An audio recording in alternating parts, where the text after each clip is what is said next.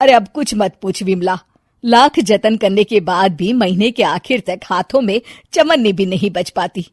कभी अपने लिए कोई छोटी सी भी चीज लेनी हो तो 10 बार सोचना पड़ता है।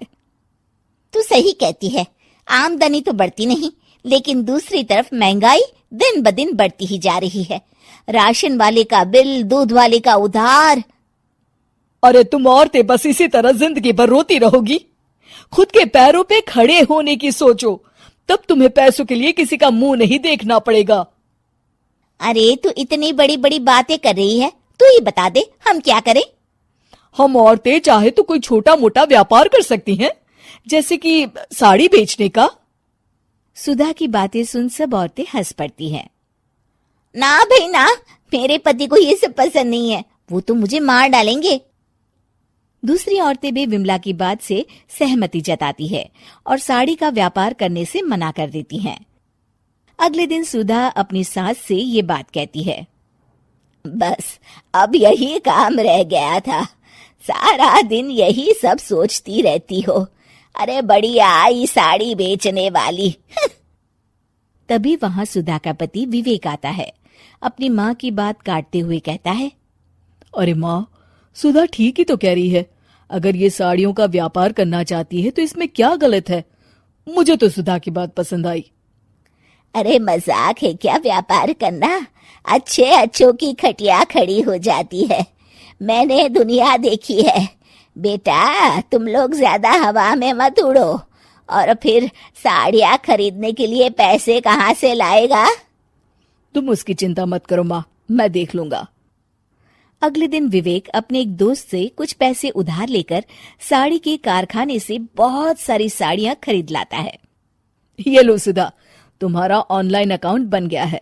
अब लोग घर बैठे तुमसे साड़ियाँ खरीद सकते हैं। ये तो बहुत अच्छी बात है। हाँ, और इतना ही नहीं, मैंने इसमें सभी नई डिजाइन की साड़ियों की फोटो भी अपलोड कर दी है। अब बस तुम देखती जाओ। कुछ दिनों के बाद, नमस्ते, मुझे सुधा जी से मिलना है। ओहो, तू कौन है और मेरी बहू से तुझे क्या काम है? माँ जी, मैं सुधा जी से साड़ियाँ खरीदने आया हूँ। अरे बड़ा बेवकूफ है तू, इतना बड़ा मीना बाजार छोड़कर यहाँ साड़ी खरीदने आया है। तेरा ऊपर का कोई पेच ढीला है क्या? अरे माँ जी, आप नहीं जानती, आजकल ऑनलाइन का जमाना है, समय और पैसे दोनों की बचत होती है। तभी वहां सुधा आ जाती है। सुधा बिरजू को साड़ियाँ दिखाती है। क्या बात है सुधा बहन जी, आपके पास तो बहुत ही सुंदर सुंदर साड़ियाँ हैं। एक काम करिए, ये वाली दे दीजिए और ये वाली भी। छोड़िए, एक काम करिए, ये सभी ही दे दीजिए। सुधा की सास हैरान रह जाती है। अरे इतनी साड़ी का तू करेगा क्या? अरे माँ जी, मेरी बीवी पहनेगी। अरे कितनी बीवियां है तेरी? माँ जी आप भी ना, बीवी तो एक ही है। पहले तो मैं 2-4 साड़ियाँ लेने आया था, लेकिन अब पूरी 20 साड़ियाँ ले जा रहा हूँ। ये लीजिए सुधा बहन जी, आपके पैसे, चलता हूँ। धीरे धीरे सुधा के द्वारा घर में खोली गई छोटी सी दुकान चल पड़ती है और देखते ही देखते सुधा के घर ग्राहकों की लाइन लग जाती है। पैसों की आमदनी देख सुधा की सास की आंखें फटी की फटी रह जाती है। जा बहू, अब तू थोड़ा आराम कर ले, इन लोगों को मैं साड़ियाँ दिखा देती हूँ। माँ जी आप? अरे हाँ हाँ, अब जा भी। इस तरह सुधा की सास भी उसके कारोबार में हाथ बटाने लगती है। देखो सुधा, तुम्हारा व्यापार तो चल पड़ा।